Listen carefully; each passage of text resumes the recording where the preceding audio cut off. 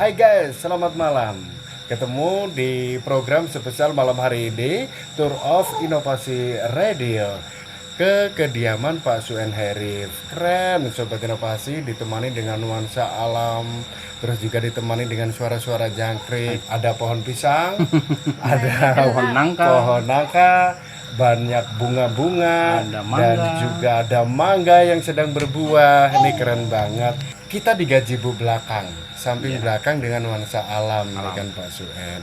Ini ngambil tema apa kayak gitu loh? Iya, memang untuk tema belakang saya dan istri udah bersepakat untuk dijadikan taman bermain anak. Jadi tempat kita berbincang, tempat anak-anak bermain, tempat ngumpulnya keluarga, sehingga menciptakan suasana yang aman, nyaman, dan betah di rumah. Karena kalau kita nggak betah di rumah, nanti banyak mainnya, Mas Ferry. Ini sudah berapa lama Pak Suen untuk menggarap banyaknya pohon-pohon, terus juga ada kolam-kolam gitu loh? Ya, jadi sebenarnya Mas Ferry terkait dengan tata letak taman, tata letak kolam, tata letak gazebo itu pada dasarnya hanya otodidak. Otodidak, musyawarah dengan istri, di sini taruhnya bagusnya apa, di sana bagusnya. Tapi pada prinsipnya penempatan itu untuk menciptakan suasana yang menyenangkan, nyaman, dan betah di rumah. Mbak Santi, Elisa, kemarin pas musim kemarau yang berkepanjangan kok masih bisa tetap hijau royo-royo gitu kan? Bagaimana sih sebenarnya perawatannya Mbak Santi untuk taman kita ini? Sebenarnya perawatannya biasa seperti pada umumnya, yang jelas setiap hari harus disiram. Jadi kan sumur pada kering semua. Jadi kita pakai air burburan. Jadi ya tiap sore, minimal sore sehari sekali. Kalau kemarau kemarin kayaknya pagi dan sore. Mbak Santi, asalnya dari mana Mbak Santi? Musirawas. Musirawas itu kota kabupatennya Lubuk Linggau. Lubuk Linggau. Bisa kenal dengan Mas Suen Herif. Itu awalnya Dari mana? iya, bagaimana dari Awalnya- mana ini? Awalnya dari mana ya? Dari Prabu Muli. Dari temen iya, dari sosial media iya. Pokoknya banyak jalannya. Baik. Yang berkesan dari Pak Suen Herif ini apa Mbak Santi? Banyak ini kayaknya. Yang berkesan, yang jelas bertanggung jawab sejauh ini. Oke. Dengan keluarga dan juga anak-anak. Dengan keluarga dan anak. Dalam rumah tangga nih, sampai sekarang kan udah punya anak 3. tiga ya Pak. Iya. Laki-laki semua, Mas. Laki-laki semua. Jagoan semua. Oke. Ada rencana kan untuk mempersiapkan tambahan lagi Pak Suen? Iya, kalau saya pengen. Tapi saya mau mencari yang bisa memberikan nasihat bagaimana caranya mendapatkan anak cewek. Harus ada metode-metode khususnya. Nah, karena kami punya anak 3, yang pertama itu laki-laki, yang kedua itu laki-laki, yang ketiga laki-laki. Sebenarnya yang kedua dan ketiga pengennya kita anak cewek. Oke, malah Tapi ya dapatnya laki-laki ya, semua disyukuri. Cuman kalau kata orang, usia kita tua nanti cenderung lebih enak kalau punya anak perempuan. iya. Tapi kan nanti dari laki-laki juga akan mendapatkan perempuan. Pak. Mantu. Tapi tidak sedekat itulah dengan sama anak. Untuk menjaga keharmonisan itu trik atau tips dari Pak Suen gimana Pak? Ya sebenarnya seperti rumah tangga pada umumnya, kadang-kadang kita ini membuat canda-canda kecil yang bisa membuat suasana rumah itu ceria. Dan yang kedua ya pada dasarnya komunikasi yang baik ya Mas.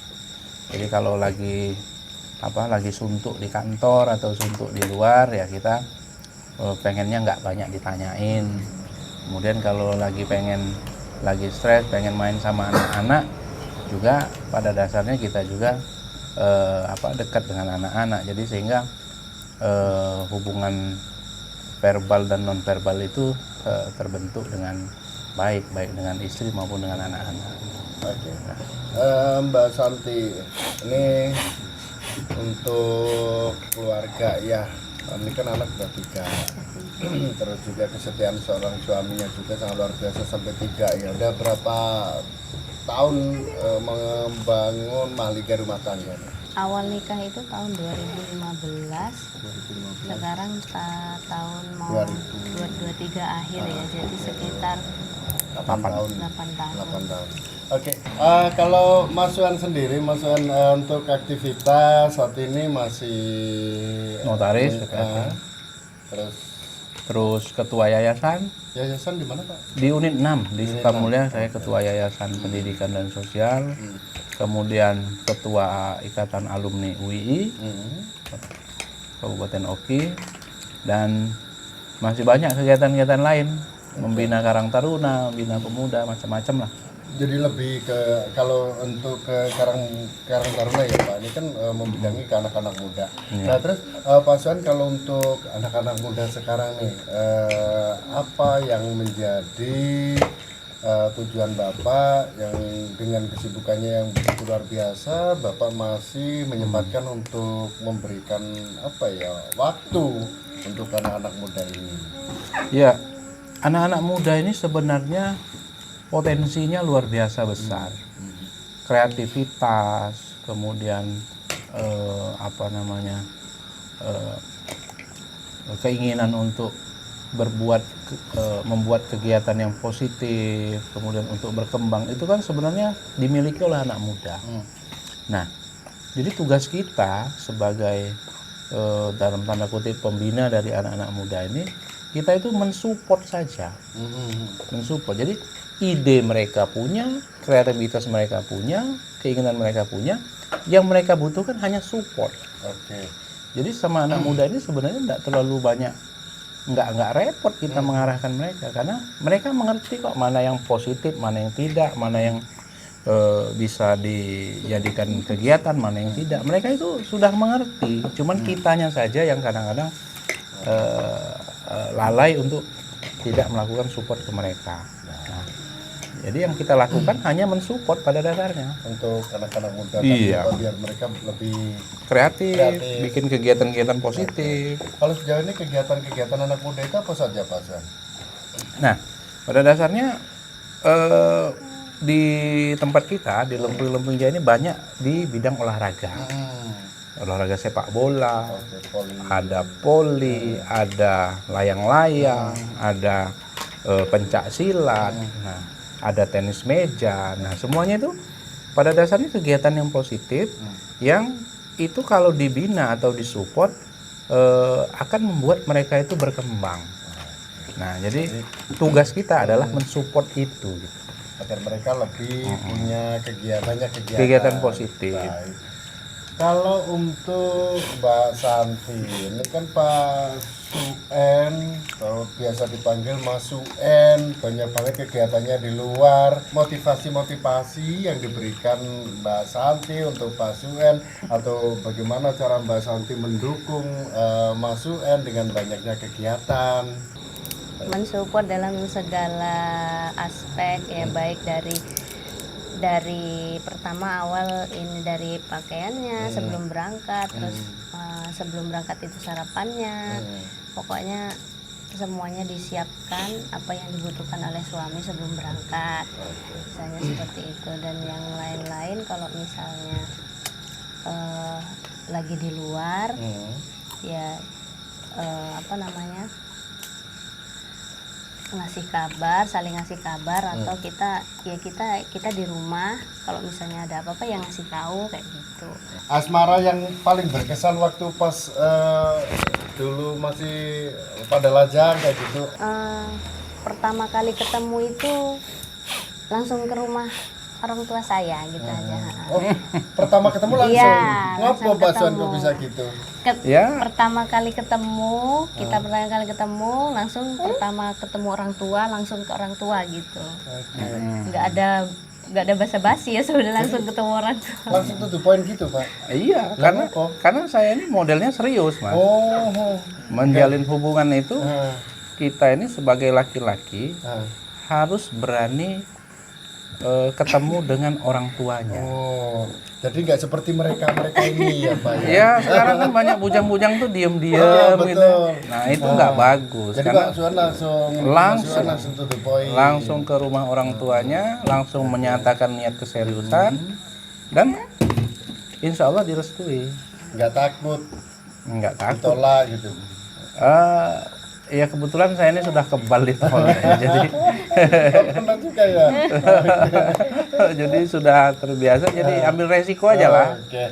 Kalau Mbak Santi sendiri kan kenal berapa lama dengan Mas Suen kok langsung datengin ke rumah gitu? Kalau kenalnya sudah lama, Sudah lama. Sekitar 3 tahunan ya, sekitar kurang lebih 2 tahun 3 tahun. Cuma kalau ketemunya itu kan jauh, jarak jauh. Jadi ketemunya itu pas nggak tahu ya, mungkin saling setuju itu langsung pertama kali ketemu ya langsung ketemu orang tua gitu. Oke, luar biasa.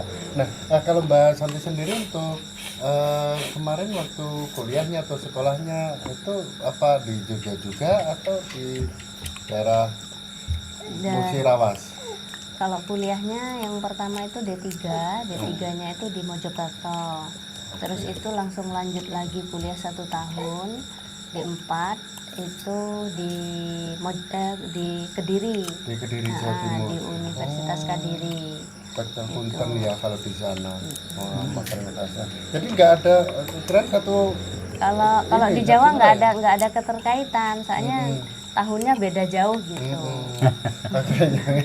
Selisih 9 tahun Mas Adi. Hampir 9 tahun ya. Nah, Mbak Santi, dari hubungan asmara yang sudah terjalin dan sekarang sudah membuahkan 3 buah hati. Kira-kira ini kalau boleh tahu kan ya dari sisi Mas Suen Herif, makanan apa yang menjadi kesukaannya, terus juga baju warna apa yang menjadi kesukaannya kayak gitu. Kalau boleh tahu masalah apa ya, makan lah. Kalau seorang ibu kan biasanya banyak bapak-bapak yang rewel. Apakah Mas Suen salah satunya juga? Sebenarnya yang di situ. sebenarnya enggak. Kalau lidah nasional ya, karena kan sekolahnya di Jawa, terus pribumi orang Sumatera, sekolah di Jawa kan, jadi makanan nggak susah, mau nyari makanan seleranya nggak susah. Malah bapaknya tuh senengnya malah masakan Jawa, kayak pecel, kayak apa, Gudeg. gudeg kayak gitu. Jadi nggak ke makanan yang khas Sumatera banget gitu Enggak. Oke, jadi sudah menjawa. Jawa. Mas Suen, ngopo kok jenengan lebih dominan ya, dominankah atau masakan Jawa ini hanya sebagai apa ya, istilahnya tuh hobi atau kayak mana sih ngomonginnya ya? Ya kalau masalah makanan. Kalau saya ini sebenarnya senang kuliner Mas Ferry. Kuliner ya Pak. Kuliner ya. Saya ini di Jogja sekitar 12 tahun setengah kuliah dan kerja di sana ya. Hari-harinya kalau ada waktu luang saya keliling nyari kulineran. Yang hidden game ya, misalnya kayak di tempat-tempat terpencil tapi rame gitu, enak, itu saya datengin. Jadi di sini pun di Lempeng selama 12 tahun ini saya juga aktif juga nyari-nyari kuliner, cuman kan di sini nggak banyak pilihan.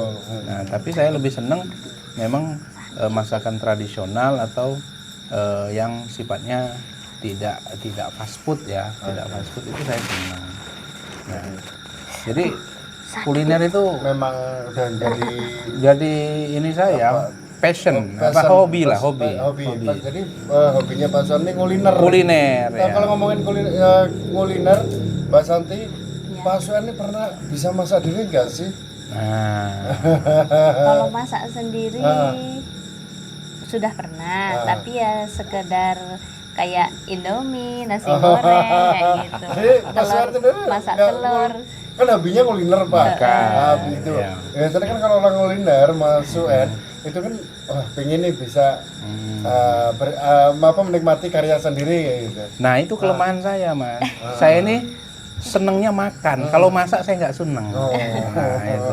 Jadi kalau itu yang enaknya Pak Mas. Jadi kalau masak itu pecahnya anu nih repot ya. Kalau ngomongin kuliner Mas Wen, jenengan pernah ndak terjebak dengan kuliner yang Anda datengin? Nah, tiba-tiba begitu kuliner loh, nggak cocok dengan Lidah lidah, dengan terus juga nggak cocok dengan view dari tempat yang dipajang oleh klien kayak gitulah, atau penjajah makanan kayak gitu. pernah. Hmm. Saya itu dulu pernah makan nasi rawon. Nasi rawon. Ternyata itu pedes banget ya. Entah karena pemberian cabenya yang berlebihan atau memang tipikal rawon memang pedes, saya juga nggak tahu. Atau Tapi memang waktu itu jangan-jangan kehidupan Mas Wan sedang pedes-pedesnya. lagi pedih ya memang. Jadi selama di Jogja itu memang nuansa anak kos, tidak banyak uang, tidak punya pilihan. Jadi makanan pun kadang-kadang juga yang adanya apa gitu itu yang kita makan. Baik. Jadi pernah terjebak juga. Pernah juga nasi rawon. Nggak pernah. Kalau untuk Nah, kalau ngomongin masalah keseharian Mas Wan, Ya. kegiatan-kegiatan tadi kan banyak banget ya Mas ya. Dari beberapa kegiatan tadi, salah satunya yang menjadi kegiatan yang paling menantang itu kegiatan atau aktivitas apa Mas ya? Dari sekian banyak kan tadi ada yang dari Karang Taruna, terus juga bla bla bla kayak gitu. Yang paling nantang. Sebenarnya semua biasa-biasa aja, karena kita senang menjalani, jadi sehingga terasa biasa-biasa saja. Cuman memang ada satu keinginan saya itu yang belum tercapai untuk para pemuda itu. Saya itu sebenarnya memimpikan punya sport hall gitu, tempat gedung olahraga yang itu lengkap, ada badminton, ada pingpong, ada basket, ada macam-macam olahraga di sana itu, yang itu bisa dinikmati oleh semua anak-anak muda yang ada di Lempung dan Lempung Jaya ini. Nah, jadi ada sport hall yang bisa menampung semua bakat dan minatnya para anak-anak muda itu. Itu kira-kira nanti seandainya nih Mas Wan ada rezeki, kira-kira dari berbagai lini olahraga itu yang mau dikondisikan tuh untuk untuk olahraga apa saja nih jenisnya Mas Wan? Ya sebenarnya kalau yang dari banyak peminat, yang pertama sepak bola, yang kedua bulu tangkis, yang ketiga sepak takraw, kemudian ada juga tenis meja, ada yang volleyball. Nah pada dasarnya semua olahraga itu adalah kegiatan positif.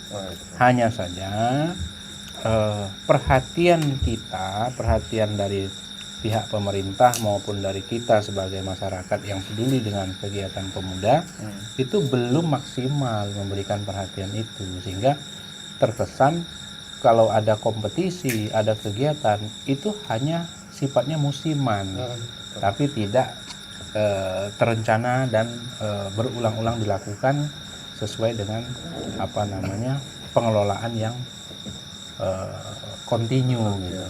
Mbak Santi, kalau untuk mengondisikan kebun, terus juga taman, belum yang di dalam rumah, belum juga ngurusin makannya dan lain-lain. Ini ada beberapa orang yang membantu jenengan untuk mengondisikan itu semua. Kalau untuk saat ini ada yang membantu itu cuma satu orang. Itu masuknya dari pagi sampai siang. Sampai siang itu sekitar jam 12 atau jam 1. Ya nggak terlalu banyak sih yang dikerjakan, soalnya saya juga ikut mengerjakan gitu. Jadi nggak semua diserta-mertakan yang membantu tadi.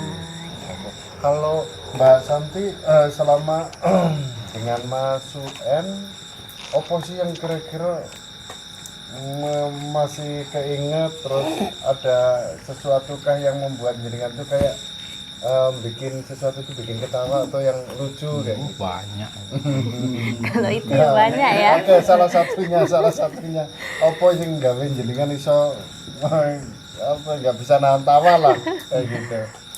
Apa ya, ini sebenarnya itu tuh ada perbedaan sikap pada saat dulu pertama kenal dengan sekarang. Nah itu kalau dibayangkan ya lucu gitu. Oke. Kalau dulu kayak mana Mbak Santi? Kalau dulu itu mungkin, kalau sekarang agak kolot ya. Oh, kalau dulu lebih Lebih mungkin dulu sering teleponan. Sebenarnya kalau dipikir sekarang ya ngapain ya kalau teleponan terus. jadi ngerasa kayak gini ya Mas Hani. Ya itu kan cara kita memasukkan gombalan-gombalan ke Oh dalam iya, bisa jadi. Jadi ini untuk catatan untuk yang bujang-bujang. Kalau lagi masa pacaran, banyak-banyaklah komunikasi. Karena disitulah kesempatan kita masukin rayuan dan gombalan. Baik. Untuk 2023 ini kan akan berakhir ya Mas Yohan, mungkin ada 2024 yang menanti Anda. Kalau boleh nih tahu kira-kira untuk persiapan 2024 nanti apa sih yang akan dikerjakan, terus juga mungkin kemarin ada plan yang tertunda. Nah 2024 ini plannya apalagi, mungkin di tahun 2023 ini plannya sudah ada yang tercapai dan ingin menambah plan yang lain. Ya kalau 2023 ini sebenarnya tidak terlalu banyak plan yang tercapai dikarenakan memang berjalan seperti biasanya. Jadi tidak ada target yang muluk-muluk, tidak ada target yang harus dipenuhi. Kita berjalan sebagaimana mestinya. Yang penting dalam proses mendidik anak dan menata masa depan anak-anak itu progresnya ada. Nah untuk 2024 memang kita ada planning untuk berbuat yang lebih besar lagi, Mas Ferry, melalui jalur politik yang pasti kita ikut kontestasi di tahun 2024 selaku calon legislatif dari Dapil Lempuyung Jaya. Nah jadi mudah-mudahan dengan planning itu dan jika itu tercapai kemungkinan kita akan lebih mudah untuk dapat bermanfaat untuk masyarakat yang lebih luas. Oke, luar biasa. Seperti itu. Kalau Mbak Santi sendiri, ini kan plan 2024 kayaknya bakal full untuk masuk UN. Nah, Mbak Santi sendiri kan sebagai seorang istri, mahasiswanya juga luar biasa. Mungkin ada kesan apa yang ingin disampaikan ke Mas UN selaku sebagai pendamping yang tentunya tidak akan pernah tergantikan seperti itu. Kesan untuk Mas UN-nya Kalau ini sih ya pesannya yang jelas jaga diri dimanapun berada, jaga diri. Terus itu lebih disiplin waktu dan dan kerjasamanya lah.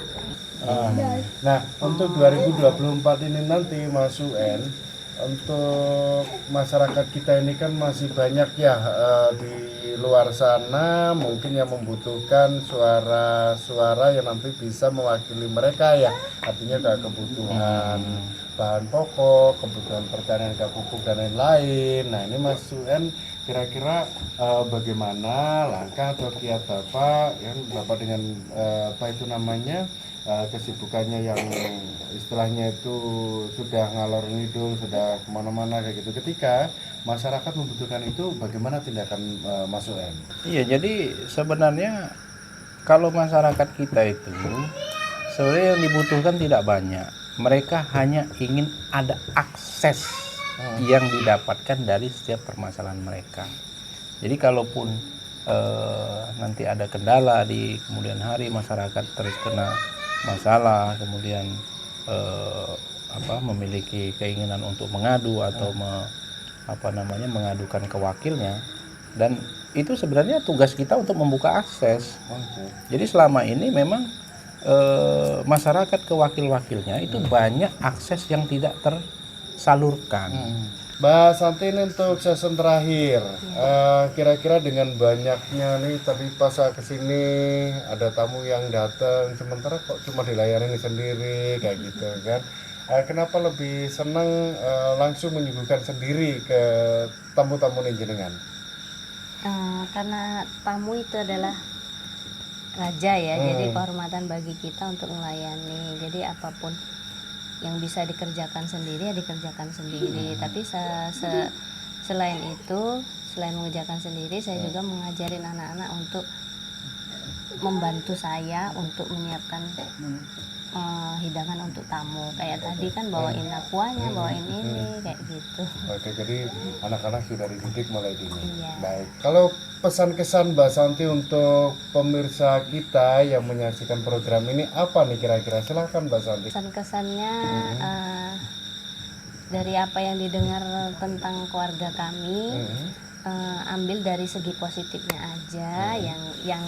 Yang tidak bagus atau yang segi negatif jangan ditiru. Oke. Kalau Mas Suen sendiri pesan kesannya untuk pemirsa kita apa Mas Suen? Tetap semangat, perjuangkan perubahan, karena perubahan itu hanya bisa dicapai dengan perjuangan.